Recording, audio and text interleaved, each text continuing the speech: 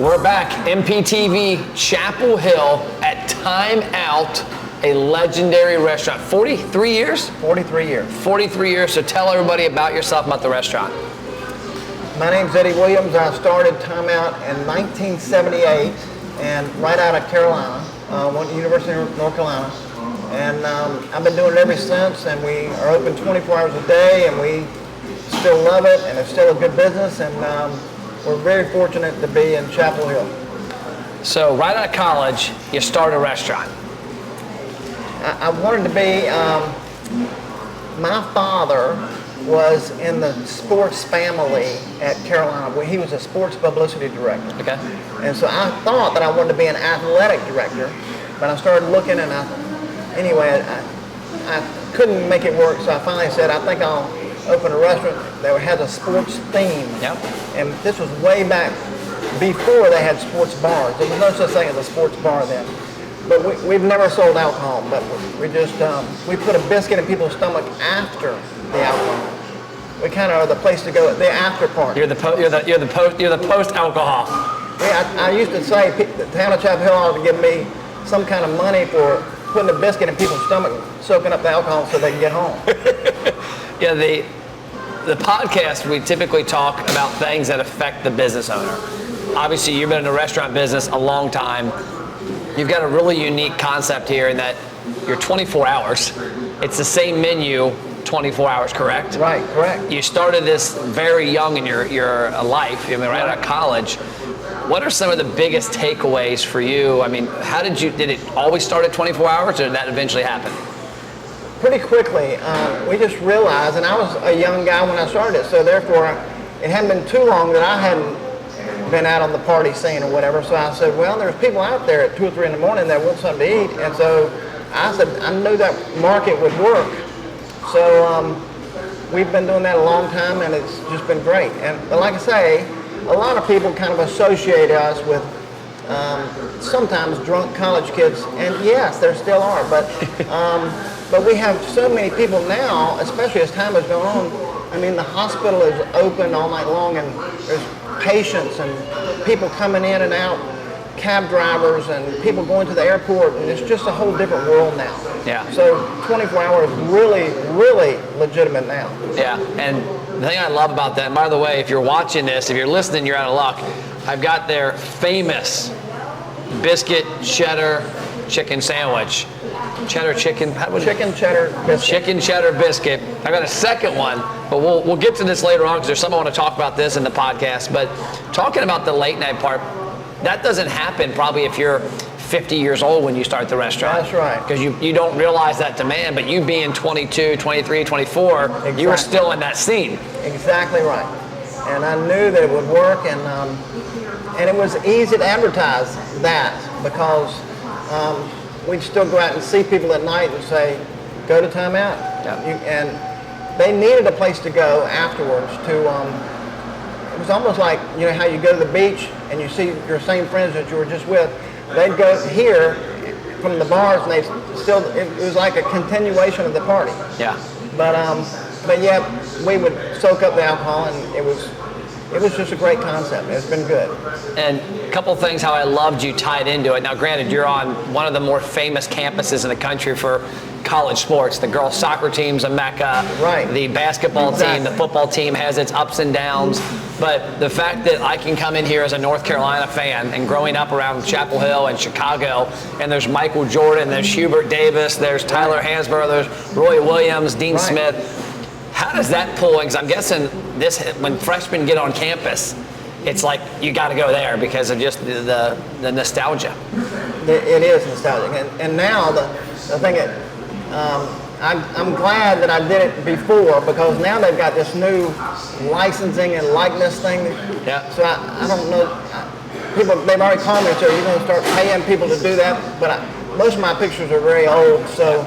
And I always made sure that I didn't put them up until after they had graduated, so that they wouldn't affect their professional amateur status or whatever. But yeah, it's like I say, the world's changed now, but it's been good for me, and it kind of hits home with everybody that the place is called Time Out, because all the pictures have the players calling Time Out. And It's fun. It's a lot of fun. And you're right, I can see students walking on campus. What is that like when those students aren't walking on campus? Is there anything you've done to find people from other places? Really, the only thing we've done is just serve good food and be available. And even I was worried during the pandemic that it was going to be a big hit on us, but actually we might have, I think our sales increased during the pandemic because not only did other places close and we had less competition, but we still were always available, always 24 hours. And people needed comfort food more than ever. And we already had the model set up to where take it to go. This travels really well. It travels well. And and we did more delivery and more takeout. And we just were well suited for the pandemic. And it's just been a really good year for us. So going back to the food, is we're shooting another episode of America's Best Restaurants before this, and I took a bite out of this chicken sandwich, and the first thing that caught my mind was I remember early on seeing them, what I thought taking the chicken off the bone, but I didn't really process why. And then when I took a bite into this, I'm like, oh my gosh, this isn't like a chicken tender sandwich. Like most places have a sandwich like this, it's a pre-prepared piece of chicken or it's a chicken tender. You did something really unique that's got a little more labor involved.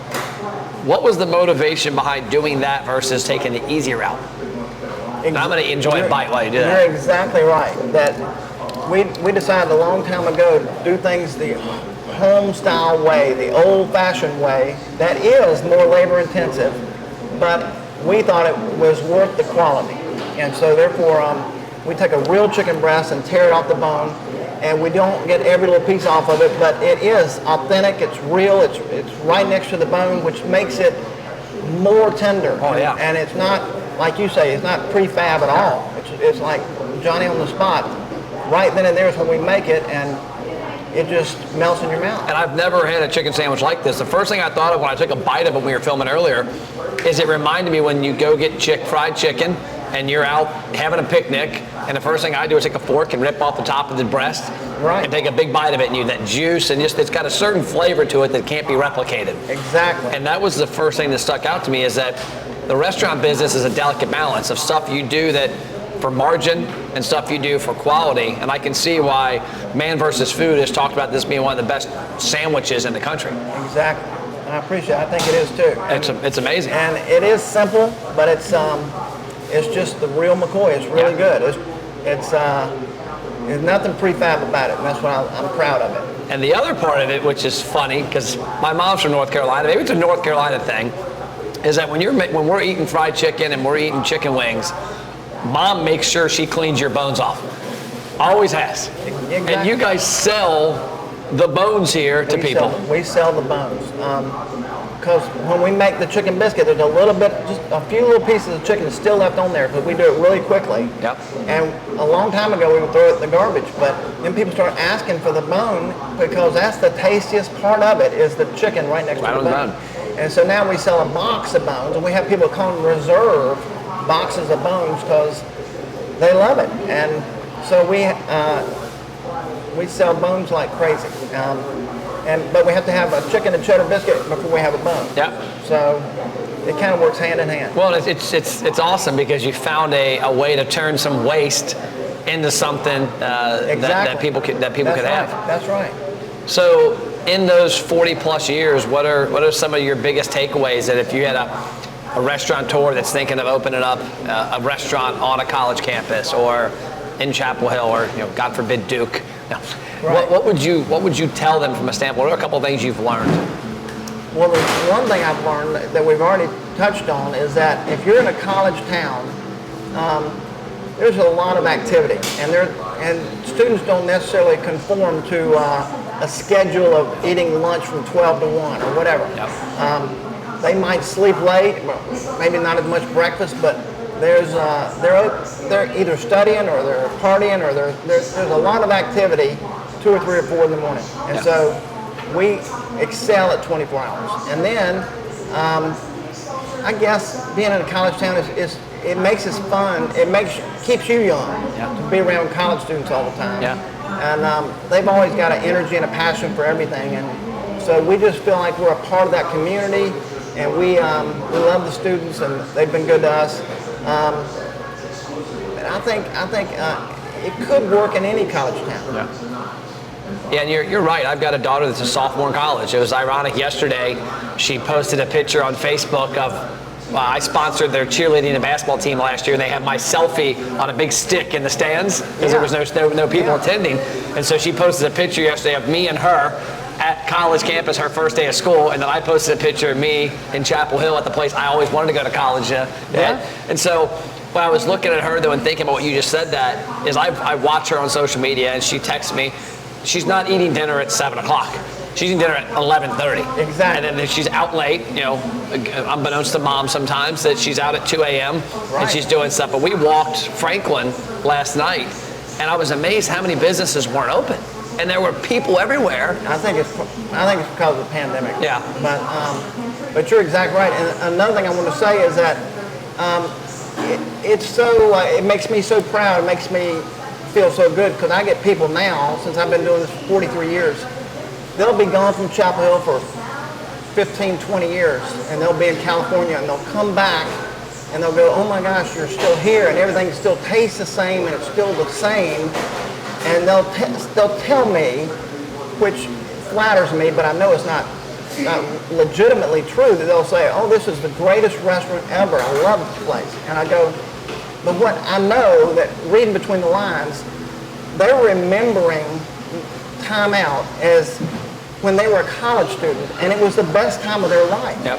When you're a college student, you remember the good old days when you had very few responsibilities, and you're out in freedom for the first time, and you're having a good time, and maybe your first girlfriend, and you combine that with time out, and they have these memories of time out, and so that's what is so fun to me, is to see people come back and they remember me in such a good light because of all their memories that they had as a college student. And it's just so fun. You associate times in your life with certain things. Just like there's restaurants I associate with Coke or Pepsi. Exactly. And you have a positive memory, but especially college. You're out having a good time, your friends, you come back and watch a game. And but we get alumni all the time from all over the country come back, and it's just fun to see them. Yeah. Okay, so last question. I always put people on the hot seat for this. You got a 24/7 restaurant. You've been doing it 43 years. What do you do to put yourself on airplane mode? We got our phones, you put it on airplane mode, people leave us alone.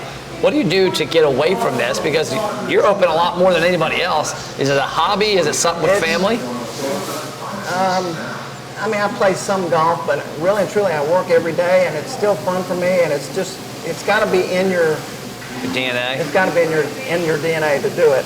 Some people don't want to be on all the time, but I'm kind of on all the time. I don't come out at third shift anymore, late night, but I get phone calls once in a while, and but I still love it. And it's still fun to me, and it's it's like one of my children.